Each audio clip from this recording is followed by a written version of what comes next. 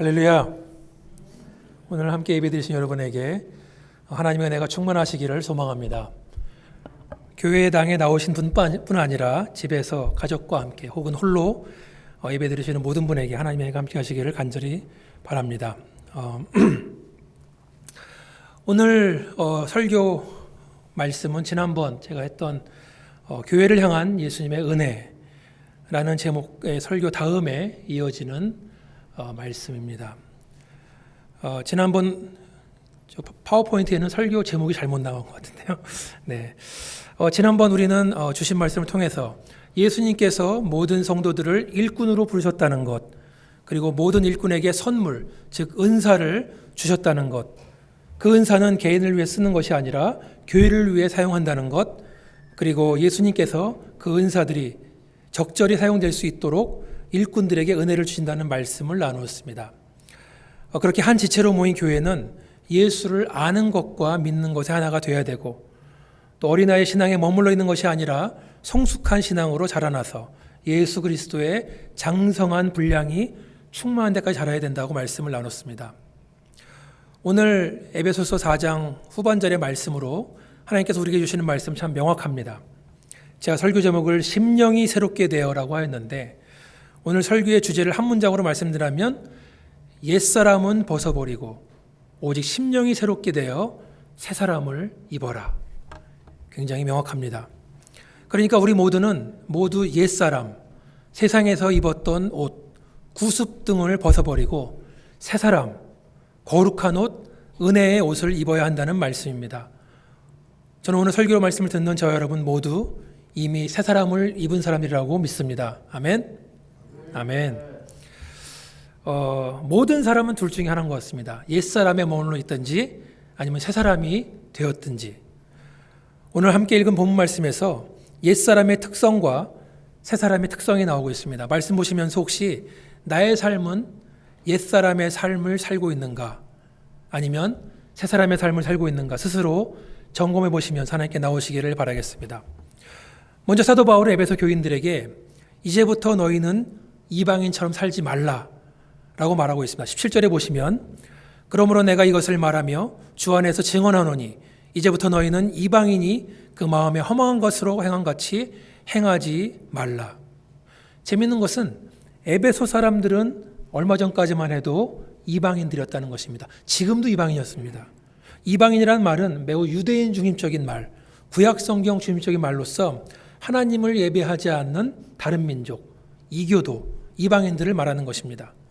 그런데 사도 바울은 에베소 교인들에게 너희는 더 이상 이방인이 아니다. 그러니까 이방인처럼 살지 말라라고 말하는 것입니다. 그러면 그들의 신분은 무엇입니까? 바로 하나님의 백성입니다. 이제 너희는 더 이상 이방인이 아니기 때문에 이방인처럼 살면 안 된다라고 말하는 것입니다. 하나님의 백성처럼 살아야 된다고 말하는 것입니다. 그러면 먼저 하나님을 모르는 이방인은 어떤 삶을 살고 있는지 한번 살펴보도록 하겠습니다. 그렇게 유쾌한 내용은 아니지만 한번 자기를 돌아보기를 바라겠습니다. 첫 번째로 그들의 마음은 허망하다고 말하고 있습니다. 여기서 허망하다는 말의 뜻은 그 마음에 진리가 결여된 상태라는 뜻입니다. 이방인의 마음속에 하나님의 진리가 없는 상태이기 때문에 그들은 그 인생이 허무하고 허망하다는 말씀입니다. 우리는 지금 과거의 옛사람을 벗어버리는 것을 이야기하고 있습니다. 개인의 도를 닦는 종교는 자기를 비우는 작업을 많이 합니다. 불교가 그렇고 힌두교가 그렇습니다. 엄밀히 말해서 불교는 종교라기보다는 철학인데요. 자기를 비움으로써 해탈의 경지에 이르는 게 불교의 목적입니다. 그런데 이렇게 여러 가지 사상과 철학들을 가지고 속을 비운다고 해서 문제가 해결되는 것이 아닙니다. 그렇게 깨끗이 비운 다음에 그 속을 무엇으로 채울 것인가? 하나님의 생명의 말씀으로 채우지 않는다면 아무리 속을 깨끗하게 비웠다고 한들 더 더러운 것들이 그 속으로 들어간다는 말씀입니다. 이방인들은 그 마음을 그렇게 허망하게 둔 채로 살아가고 있다고 말하고 있습니다. 두 번째로 이방인들은 그 총명이 어두워졌다고 합니다. 18절에 보시면 앞부분에 나오고 있죠. 그들의 총명이 어두워지고, 이방인들은 아직까지 어둠 속에 있습니다. 예수 그리스도의 생명의 빛이 우리들에게 비쳤지만 그들은 그 빛을 거절하고 그냥 어두움 속에 있기로 작정을 했습니다. 그리고 어두움의 결과로 그들로 하여금 진리를 보지 못하게 됐다는 것입니다. 그래서 그들은 진리를 이해할 수 있는 능력도 없다는 것입니다. 어두움에 있지만 어두움에 있다고 생각하지 못하는 사람들은 그 사람들을 사도 바울은 이방인이라고 말하고 있는 것입니다. 세 번째로 이방인들은 무지하고 그들의 마음이 단단히 굳어져 있기 때문에 하나님의 생명에서 떠나 있다고 말하고 있습니다. 18절을 계속 보시면 그들 가운데 있는 무지함과 그들의 마음의 굳어짐으로 말미암아 하나님의 생명에서 떠나 있도다. 이방인들은 마치 자기들은 모든 것을 알고 있다고 생각을 합니다. 그렇지만 여전히 무지한 상태입니다. 왜 그렇습니까? 우리 인생에서 가장 중요하신 분은 하나님인데 하나님을 알지 못하는 지식은 전혀 무익하기 때문인 줄 믿습니다.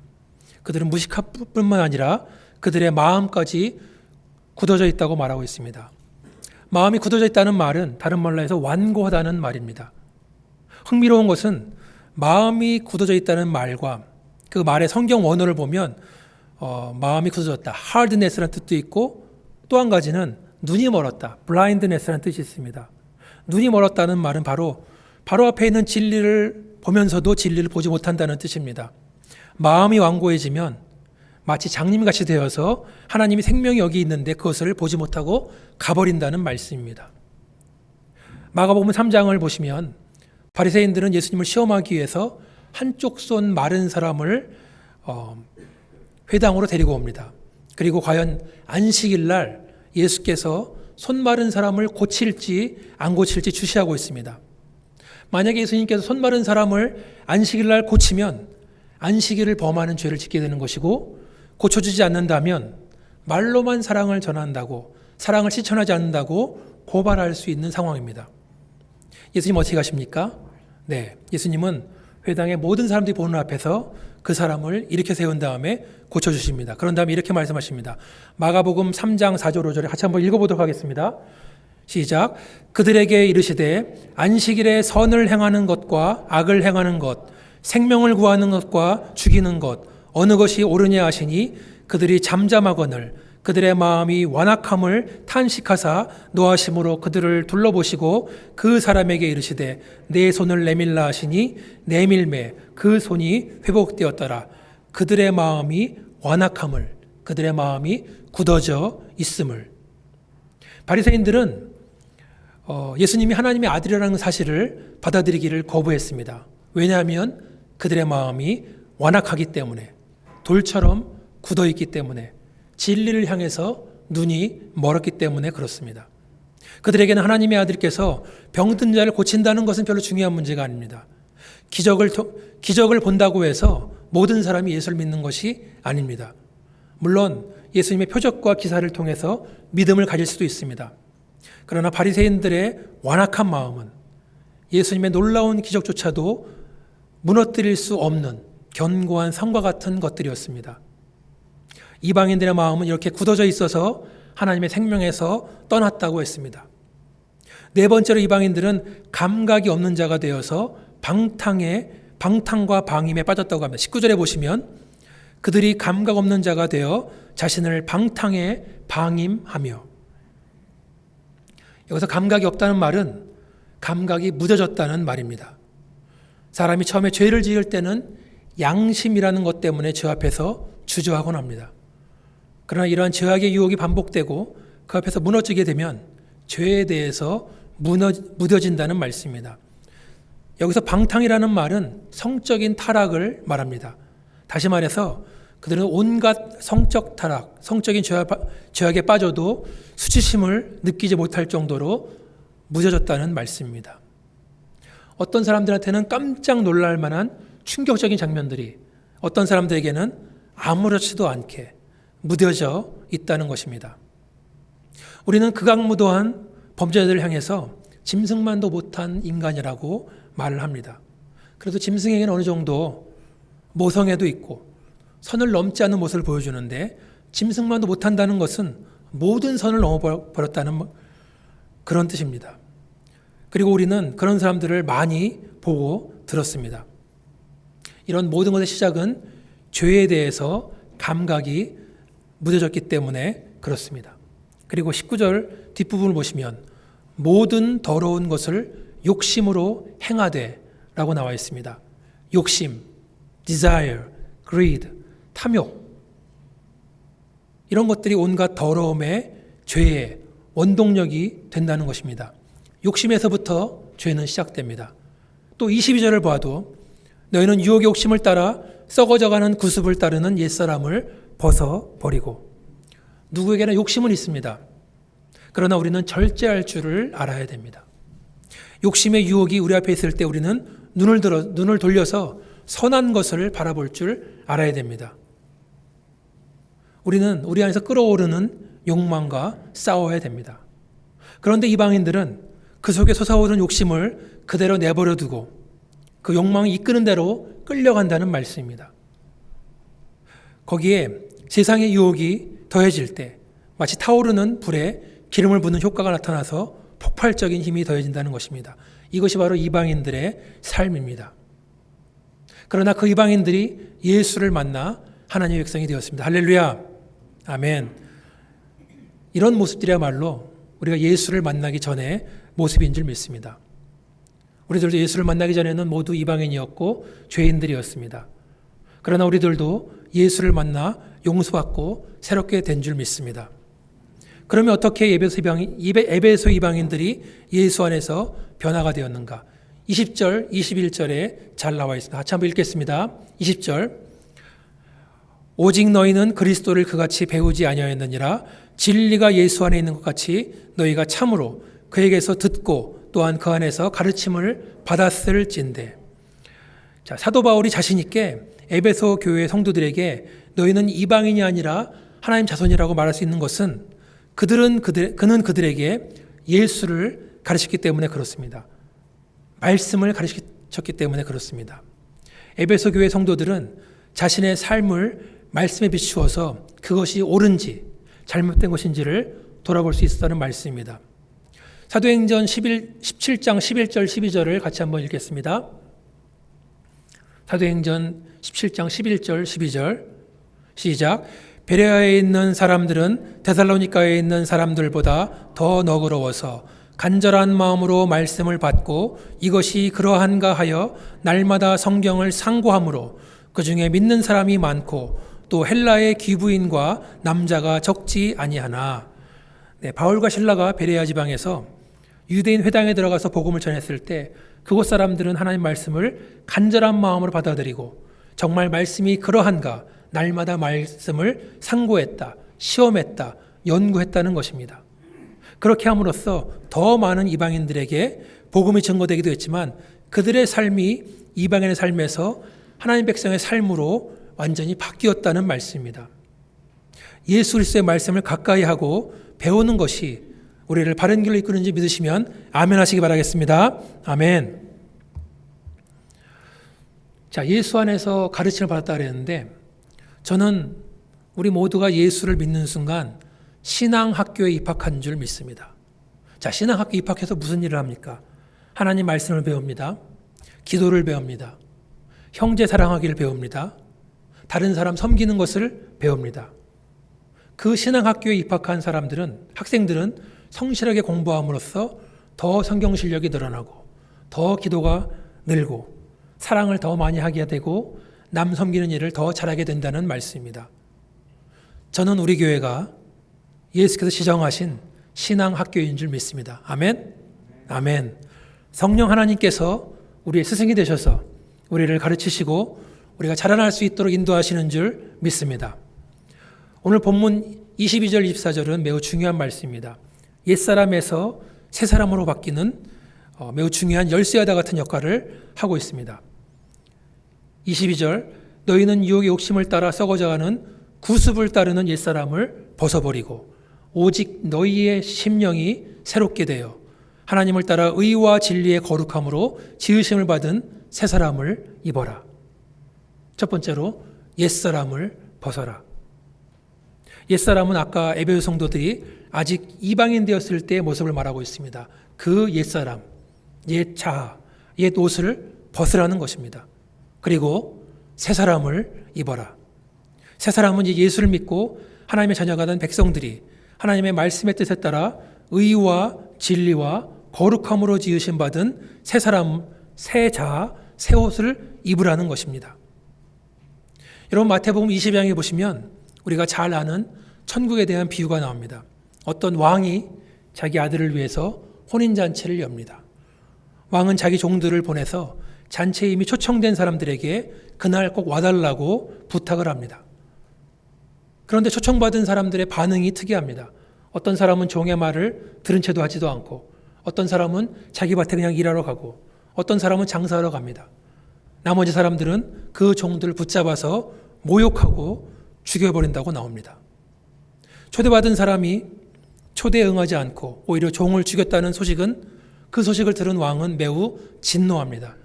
그리고 군대를 보내서 그 살인자들을 진멸하고 마을을 불태워버립니다. 그리고 종들에게 명령합니다. 큰 길에 나가서 아무나 만나는 대로 잔치에 데리고 오라고 말합니다. 종들은 부지런히 나가서 아무나 잔치에 데리고 옵니다. 그 중에는 악한 사람들도 있었고 선한 사람들도 있었지만 혼인잔치는 사람들로 꽉 차게 됩니다. 이제 혼인잔치의 혼주인 왕이 손님들을 맞이하기 위해서 잔치에 온 사람들을 만나러 갑니다. 여기부터는 함께 성경을 읽도록 하겠습니다. 마태복음 21장 11절로 14절입니다. 같이 읽겠습니다.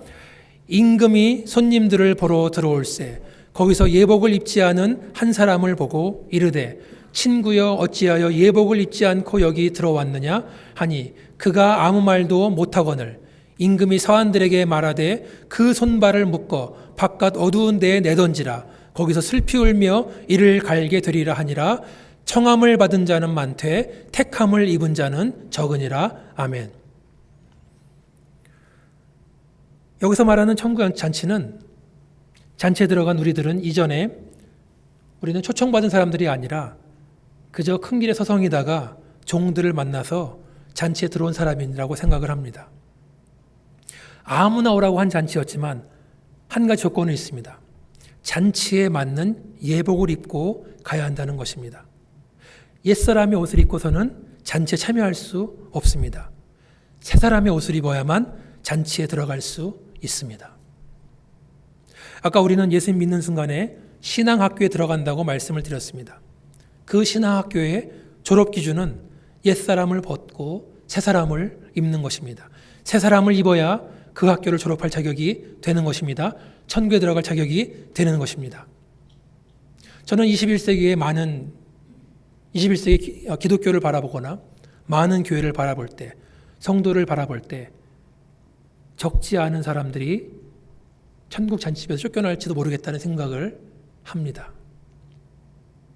수십 년을 신앙생활했지만 아직도 유혹의 욕심을 따라가고 썩어져가는 구습을 따르는 옛사람의 삶을 살고 있다면 그 입고 있는 옷이 옛사람의 옷일진데 잔치에 쫓겨나서 손발이 묶인 채 어두운 데서 이를 갈고 있게 될 것이라는 말씀입니다. 자, 오늘 좀 전에 읽은 말씀 22절과 24절은 대조를 이루고 있습니다. 20절에서는 옛사람이 나오고 24절에서는 새사람이 나옵니다. 옛사람은 과거의 삶에 얽매여 살고 있습니다. 그러나 새사람은 하나님께 붙들림 바 되어서 살고 있습니다. 옛사람은 자기 욕망에 의해서 썩어져 버렸습니다. 그러나 새사람은 의와 진리의 거룩함으로 지으심을 받았습니다. 옛사람은 거짓의 뿌리를 두고 있습니다. 그러나 새사람은 진리의 뿌리를 두고 있습니다.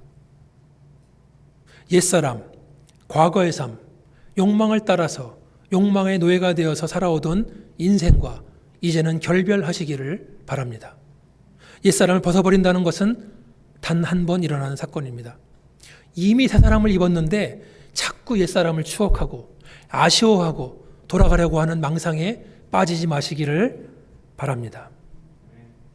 어떤 분들은 제 이야기를 이렇게 말할 수 있습니다. 조순호 목사님, 이제 제가 새 사람을 입어야 되는 거 알았는데 이제부터 제가 무엇을 하고 무엇을 하지 말지를 명단을 만들어 주시면 그렇게 살도록 하겠습니다. 자, 여러분, 과연 사도 바울이 그렇게 말했을까요? 만약에 구원받은 성도가 지켜야 될 항목 100가지 라는 식으로 책이 나온다면 무엇을 해야 되고 무엇을 하지 말아야 되고 이런 것들이 있는 책이 나온다면, 그래서 우리로 하여금 행위를 강조한다면 그것이야말로 옛 율법으로 되돌아가는 것입니다. 썩어져가는 구습을 따르는 인생, 옛사람의 인생으로 돌아가는 것입니다. 옛사람을 벗어버리고 새사람을 입는 것은 우리의 힘으로 할 수 있는 것이 아닙니다. 내가 원한다고 해서 되는 것도 아닙니다. 새사람을 입기 위해서는 반드시 필요한 전제 조건이 있습니다. 23절 오늘 설교의 제목, 오직 너희의 심령이 새롭게 되어. 우리의 심령이 새롭게 되어야만 새사람을 입을 수 있습니다. 여기서 말하는 심령은 성령님을 말하는 것이 아닙니다. 우리의 영혼을 말하는 것입니다.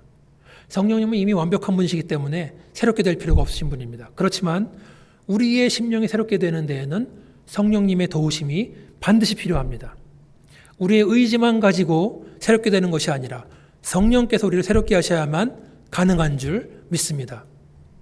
우리가 구원받을 때 우리가 죄인인 것을 인정하고 회개하고 예수를 향해 우리 마음을 열어서 예수님을 우리의 구주로 영접했던 것처럼 우리 심령이 새롭게 되는 것도 우리가 이제 과거의 삶을 돌아보지 않고 거룩하신 하나님을 바라보고 나아갈 때에 성령께서 우리를 도와주신다는 말씀입니다.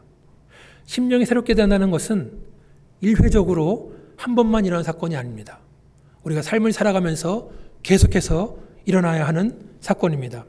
고린도서 4장 16절 18절을 함께 같이 읽겠습니다. 시작. 그러므로 우리가 낙심하지 아니하노니 우리의 겉사람은 낡아지나 우리의 속사람은 날로 새로워지도다. 우리가 잠시 받는 환난에 경한 것이 지극히 크고 영원한 영광에 중한 것을 우리에게 이루게 함이니 우리가 주목하는 것은 보이는 것이 아니요 보이지 않는 것이니 보이는 것은 잠깐이요 보이지 않는 것은 영원함이라. 아멘. 우리의 속사람은 날로 새로워지도다. 우리의 겉모습, 우리 외모는 시간이 지남에 따라 점점 낡아지고 있습니다. 어느 누구도 그것을 멈출 수가 없습니다. 우리의 겉사람이 낡아지는 것은 하나님이 정하신 뜻입니다. 그러나 사랑하는 여러분, 점점 낡아지는 우리의 겉사람과는 달리 우리의 속사람은 날마다 새로워지는 줄 믿습니다. 아멘. 이게 바로 기독교의 비밀이고 영생의 비밀인 줄 믿습니다. 또한 우리가 세상을 사는 동안 겪는 환난은 매우 가벼운 것이라고 말하고 있습니다. 장차 올 영광에 비해서는 그 영광은 너무나 크고 영원하다고 말하고 있습니다. 또한 우리가 세상을 살면서 바라봐야 할 것은 썩어질, 없어질 것을 보는 것이 아니라 눈으로 보이지 않는 영원한 것이라고 말하고 있습니다. 현재 우리를 둘러싸고 있는 환난이 어쩌면 무거운 짐이라 할지라도 앞으로 우리가 맞이하게 될 영광과는 비교할 때 아무것도 아닌 줄 믿습니다. 그것을 소망하고 사는 것이 우리의 심령을 새롭게 하는 줄 믿습니다. 우리의 눈에 보이는 언젠가는 사라질 것들, 우왕좌왕하고 갈피를 못 잡는 인생을 사는 것이 아니라 눈에 보이지 않는 영원한 것을 바라보고 사는 삶이 바로 우리의 심령을 새롭게 하는 줄 믿습니다. 오늘 하나님께서 주시는 말씀을 통해서 한번 자기 스스로 신앙을 점검해 보시기 바라겠습니다. 나의 마음은 아직도 허망한 가운데 있는가? 나의 청명이 어두워져서 하나님의 말씀을 받아들이지 못하는 것은 아닌가? 혹시 나의 마음이 돌처럼 굳어져 버려서 하나님 생명에서 떠나 있는 것은 아닌가? 나는 혹시 감각 없는 자가 되어서 나 자신을 방탕에 던져버리고 있는 것은 아닌가? 나는 나의 욕심, 욕망의 노예가 돼서 함부로 살고 있는 것은 아닌가? 이러한 옛사람의 옷을 오늘 벗어버리시기를 바랍니다. 그리고 하나님을 따라서 의와 진리의 거룩함으로 만들어진 새 옷을 입으시기 바랍니다. 여기에 반드시 필요한 것이 있습니다. 그것은 우리의 심령이 날마다 새로워져야 한다는 것입니다. 어떻게 심령이 새로워집니까? 예수님의 가르침, 말씀으로 새로워지는지 믿습니다. 성령의 도우심에 새로워지는지 믿습니다. 지나간 과거에 대한 미련을 버리고 의로우시고 거룩하신 하나님을 사랑하고 간절히 바라는 삶을 살 때 우리의 심령은 새로워지는 줄 믿습니다. 아까 신앙학교를 예를 말씀드렸는데 한 가지 말씀드리고 마치겠습니다. 어떤 좋은 명문대학에 새로 입학한 신입생들이 열심히 공부를 하고 있습니다. 그런데 공부는 너무 잘하지만 그 학교를 번번이 떨어졌던 사람이 몰래 교실에 들어와서 학생인 척을 합니다. 아무도 그 청강생이라는 것은 아무도 모릅니다. 어쩌면 그 몰래 들어온 청강생이 다른 학생들보다 수업에 관련된 책을 더 많이 읽을 수 있습니다. 시험을 본다면 가장 좋은 성적 받을 수도 있습니다. 수업 시간 교수님께 날카로운 질문을 던짐으로써 인상적인 모습을 남길 수도 있습니다. 그 청강생은 그 교실에서 가장 눈에 띄는 사람이 될 수도 있습니다. 그러나 문제가 있습니다. 청강생은 정식으로 입학한 학생이 아니기 때문에 학생증이 없습니다. 학교에 성적 기록도 없습니다. 아무리 많은 것을 배우고 안다고 할지라도 졸업장을 받을 수가 없습니다. 아무리 교과를 다 외우고 학교 식당에서 매일 밥을 먹고 도서관에서 밤을 새면서 4년 동안 열심히 공부하고 책을 읽었다 할지라도 그는 학생이 아니기 때문에 아무런 인정을 받을 수가 없는 것입니다. 새 사람으로 옷을 입지 않는다면 결국 천국잔치에서 쫓겨나게 되어 있습니다. 옛사람을 벗어버리고 새 사람을 입으시기를 바랍니다. 그러나 이 일은 우리의 힘만으로 되는 것은 아닙니다. 오직 심령이 새롭게 되어야만 가능한 줄 믿습니다. 성령의 도움이 필요합니다. 그리고 우리가 할 일은 과거 옛사람으로 살았던 추억들을 버리고 하나님께서 의롭고 거룩하게 만드신 새 사람의 삶을 사는 것인 줄 믿습니다. 같이 한번 기도하시겠습니다.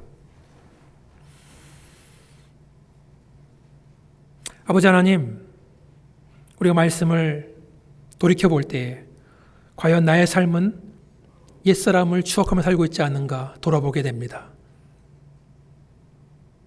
아니면 새 사람의 옷을 입고 있지만 그저 옛사람의 모습으로 살려고 하고 있지는 않은가 생각을 해봅니다. 아버지 하나님, 우리의 심령이 날마다 새로워지기를 간절히 바랍니다.